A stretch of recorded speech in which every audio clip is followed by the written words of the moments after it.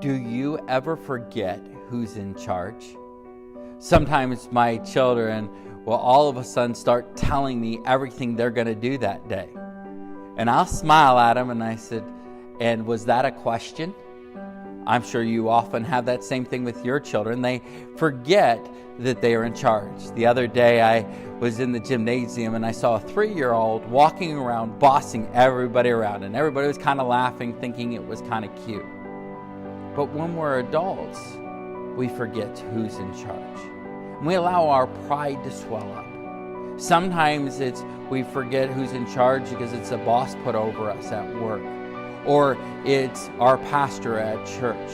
But the worst place is when it is our obedience towards God. Look at where Saul and his multiple mistakes, he took and he sacrificed when he was supposed to leave that for Samuel to do. He took and he made a decree that you shouldn't be eating when you're fighting, and then when his son Jonathan didn't obey that, he got angry and almost killed his own son. He took and when God told him take and kill everybody, he did not kill everybody. He kept Agag. You know, Saul stopped obeying because he made himself God. He was in charge. Often our path to sin isn't some great sin at first. It's just we start being in charge rather than letting God be in charge. Don't get so big that you make small compromises that put you in charge.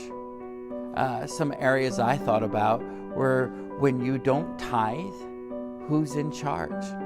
You're saying you know better than God. God's commanded you to tithe, but you don't. When you're angry, the Bible says, great peace have they which love thy law, and nothing shall offend them. And here we see Saul allowing his anger to throw javelins at David when he should have been humbling his spirit before God, but he was in charge. In so many other areas, Saul took charge of his life.